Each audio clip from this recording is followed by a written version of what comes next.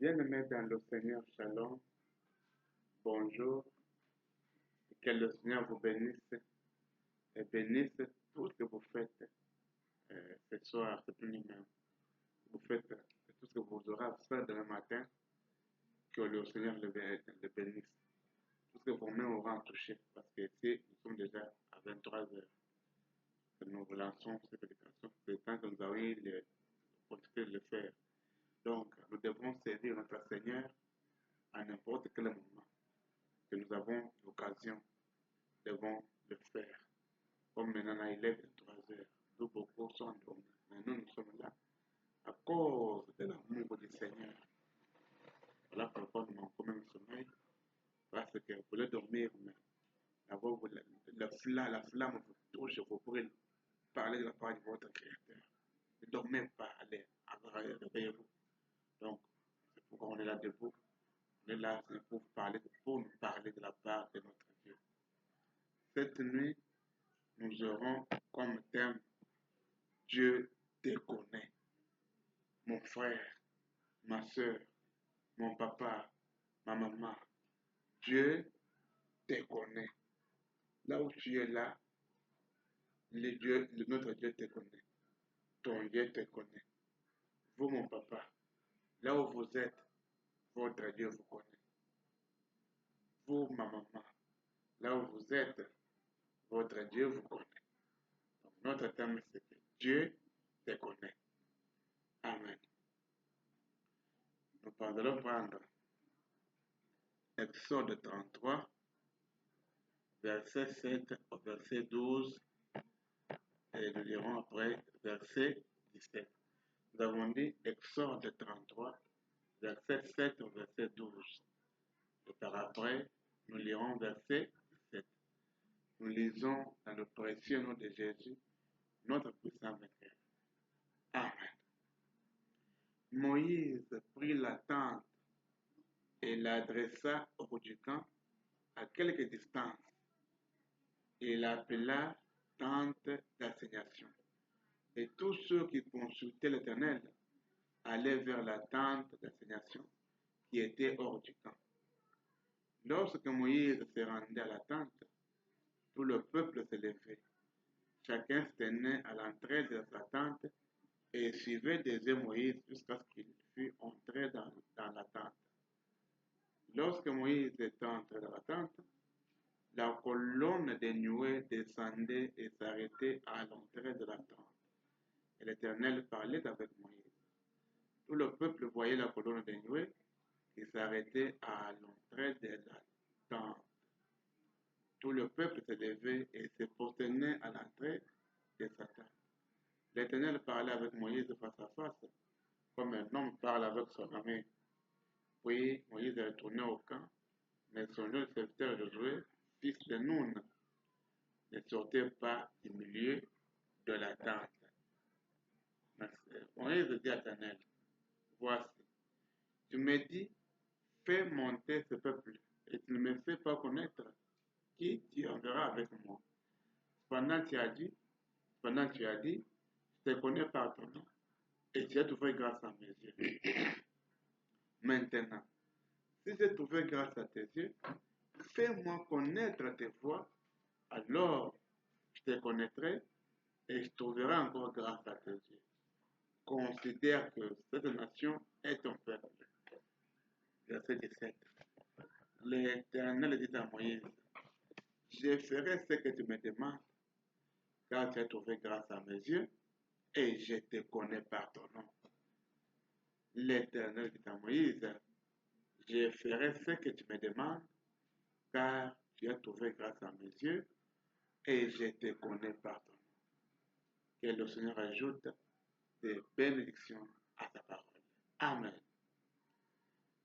Donc, le Seigneur va dire à Moïse, tout ce que tu m'as demandé là, je vais le faire. Pour quelle raison? Parce que premièrement, tu as trouvé grâce à mes yeux, et deuxièmement, parce que je te connais par ton nom. Mon frère et ma soeur, le Seigneur ne peut rien te faire s'il ne te connaît pas par ton nom.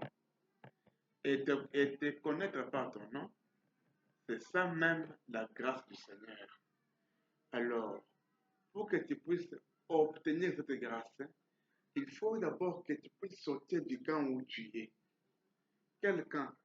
Parfois c'est la prostitution, parfois c'est le mensonge, parfois c'est l'adultère, parfois c'est la sorcellerie, parfois c'est le fétichisme. Donc, tous les camps où tu te trouves, le camp diabolique, tu es obligé d'y sortir pour entrer où? Pour entrer dans un autre camp. Donc, tu sors dans un camp pour entrer dans un autre camp. Tu sors dans le camp du diable, qui est le monde. Parce que les œuvres que tu fais là sont les œuvres du monde, les œuvres du diable. Pour entrer dans l'autre camp. Quel camp? Le camp du baptême du Saint-Esprit. Le camp des enfants de Dieu. Le camp de notre Seigneur Jésus-Christ. Amen. Maintenant, la question est la suivante. Alors, comment sortir de ton camp où tu es? Comment tu peux sortir de ce camp-là? Mon frère, ma soeur, ma chère maman, mon cher papa, pour sortir du camp où tu es, la première des choses, d'abord, il faut découvrir votre intérieur. Découvrez d'abord votre intérieur. C'est-à-dire, savoir qui êtes-vous réellement par rapport à vous-même. Car chaque personne se connaît réellement qui est-elle dans sa propre conscience. Amen. Première chose à faire avant de sortir, c'est de se découvrir. Donc la personne doit découvrir son intérieur. Pourquoi? Parce que chaque personne se connaît réellement qui est-elle dans sa profonde conscience. Amen. Nous allons lire le filtre d'un homme qui réfléchit, prêché le 22 août 1965, paragraphe 121 à 122. Quand vous êtes venu dans ce monde, vous êtes né dans le péché. Vous y êtes venu sans aucune chance de vous en sortir. Effectivement, dans ce monde, nous sommes venus sans aucune chance de nous en sortir. Écoutons, vous êtes né dans le péché. Vous avez été enfanté dans l'iniquité. Vous êtes venus au monde en disant des mensonges, avec dans votre esprit le désir du péché. Vous aimiez le péché parce que vous étiez né dans le péché. Vous n'aviez pas une seule chance. Mais, quelque part, au fond de vous, voilà, on y arrive. Il y avait quelque chose à l'intérieur qui s'est mis à briser ces choses. C'est comme si vous saviez que c'était quelque chose qui vous disait qu'il y avait un Dieu quelque part. Amen. Et vous avez lu sa parole. Ensuite, vous avez opté pour l'Église, vous avez opté pour ces idées, alors qu'il vous avait été dit qu'il en était autrement. À ce moment-là, vous n'avez pas du tout utilisé le filtre de l'homme fléché. Mais quand vous utilisez le filtre de Dieu qui est le filtre de l'homme fléché, en effet, tous les autres filtres passeront. Mais le mien ne passera pas. Et quand vous prenez le Fils de Dieu et que vous y faites passer votre vie, vos désirs, si vous faites passer vos désirs à travers le filtre de Dieu, le filtre d'un homme qui fléchit, il ne reste plus que le Saint-Esprit. Amen. Pour dire que quand nous sommes venus dans ce monde, nous sommes nés dans le péché. Mais quelque chose a pu parler à notre intérieur pour nous faire voir qu'il y a un Dieu quelque part. Ah oui. C'est pourquoi, pour savoir qu'il y a un Dieu quelque part, il faut d'abord entrer dans sa profonde conscience pour se découvrir, connaître qui tu es. Voilà. 122. Maintenant, si vous voulez la preuve du Saint-Esprit, la voilà. Quand votre âme s'aligne en tout point sur la parole de Dieu, ça montre que vous avez fait passer votre vie à travers le filtre d'un homme qui réfléchit. Le filtre de Dieu. Amen. Donc, Nous sommes nés dans le péché. Mais à un moment donné, quand nous avons grandi, en atteignant un certain âge, quelque chose a frappé à notre intérieur, nous disant, ne faites plus ça, c'est mauvais, faites plutôt ça, c'est bon. Les mauvais, c'est pour le diable, les bons, c'est pour Dieu. C'est Dieu qui t'a créé. Tu ne peux pas satisfaire le diable, mais plutôt il faut satisfaire Dieu, ton créateur. Amen. C'était quelque chose qui parlait où? À notre intérieur. C'est ça ce que le Père veut nous dire ici. C'était quelque chose qui parlait à notre intérieur. Pour nous faire voir que le chemin que nous sommes en train de mener est bon, ou pour nous faire voir que le chemin que nous étions en train de mener était mauvais. Amen. Amen. Malgré tes péchés, mais si tu sens en toi une condamnation, c'est ça le signe de la vie, qui montre que tu as en toi la semence. Ceci est un signe qui montre que Dieu t'a connu dès la fondation du monde. Tu sens en toi la réflexion par rapport à la parole. C'est ça la soif de la parole de Dieu dans toi. Amen. Donc si en toi tu fais le mal, il n'y a pas la condamnation, c'est ce qui montre que tu es le fils de qui? De la perdition.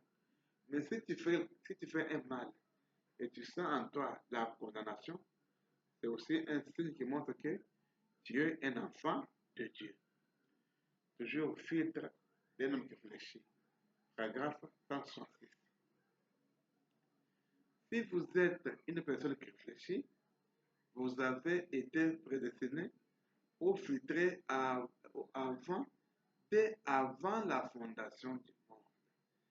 Si vous êtes une personne qui réfléchit, vous avez été prédestiné ou filtré avant la fondation du monde.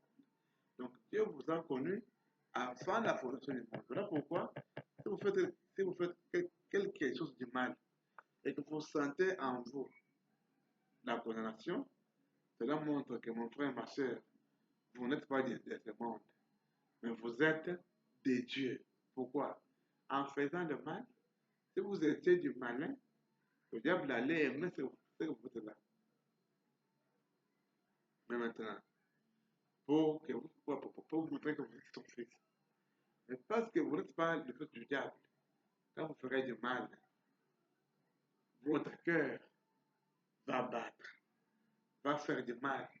Ta conscience va te condamner pour te dire que non, tu as mal fait. Il ne faut pas faire comme ça. Amen. Et tu ne le sais pas. Regardez le 15 août 65, paragraphe 61, 135 à 138. Nous lisons. Et je sais qu'après que j'aurai quitté cette terre, ces bandes et ces brochures resteront vivantes. Et beaucoup d'entre vous, les jeunes enfants, vous verrez dans les jours à venir que c'est exactement la vérité, parce que je le dis au nom du Seigneur. Amen. Avant de passer au chantage. Le prophète va nous dire ceci que, les bandes et les brochures resteront vivantes.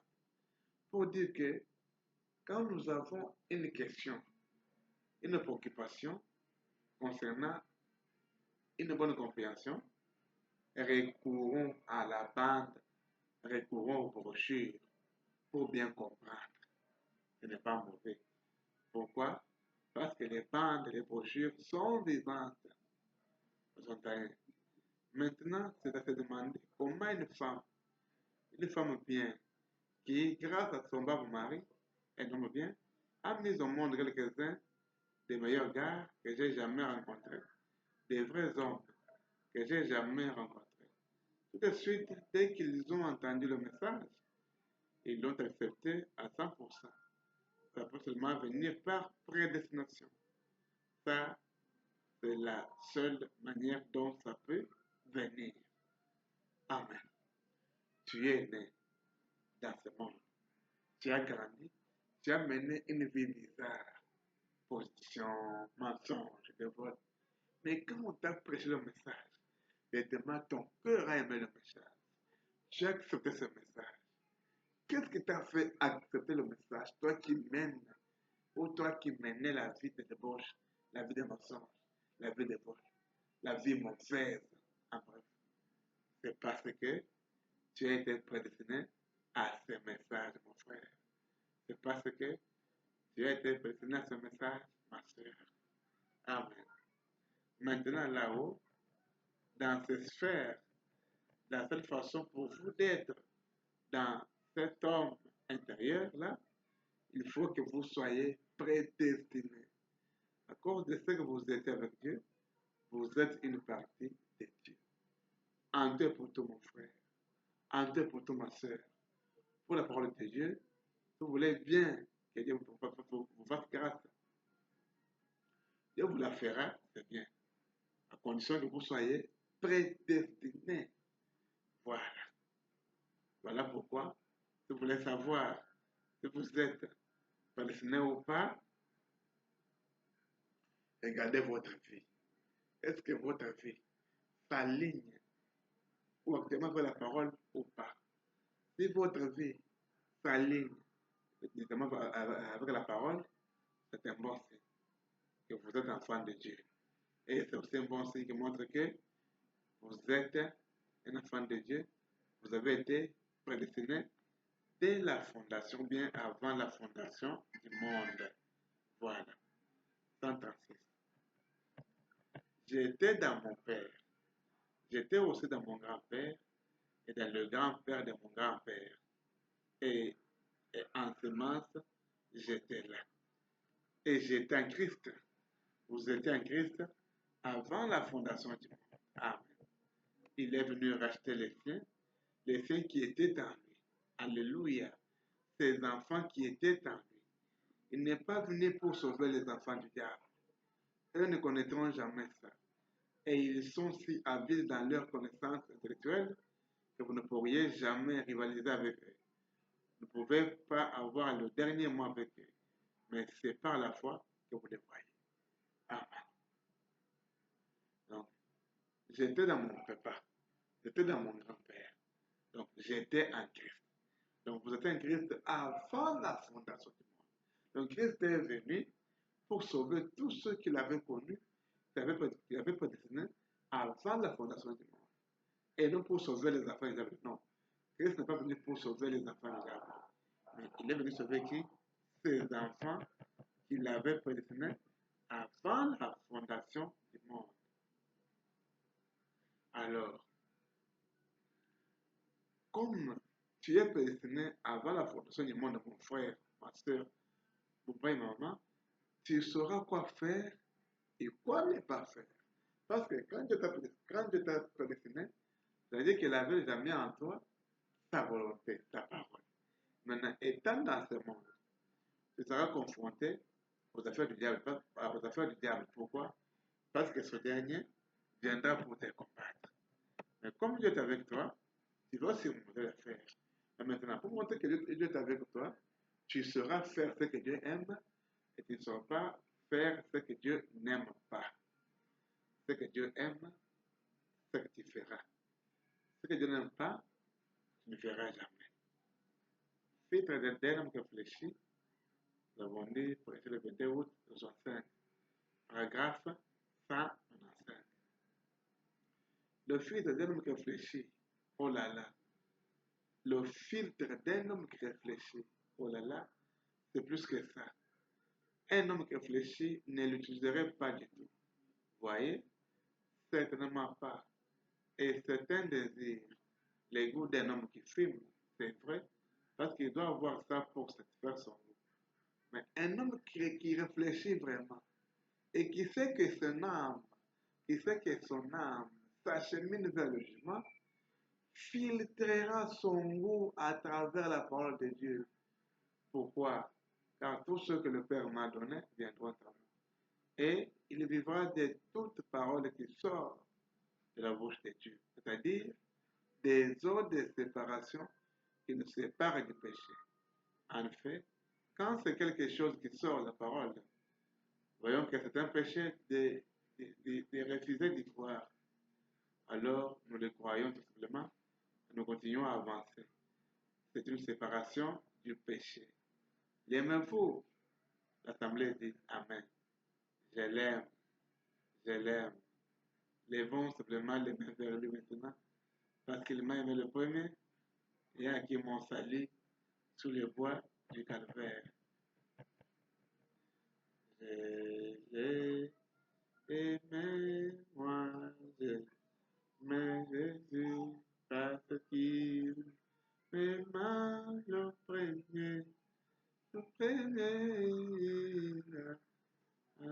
qui mon salut, sur les voies du calvaire, et moi je l'aimais,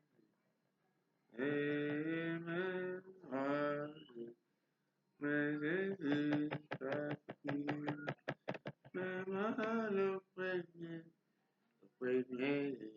il a acquis mon salut, sur les voies du calvaire. Amen. Pour ce soir, nous arrêtons ici. Veuillez vous abonner, veuillez aimer la page et veuillez partager notre page pour que chacun, beaucoup de gens, chacun de ce monde puisse écouter cette émission afin de mener sa vie vers le Seigneur Jésus-Christ.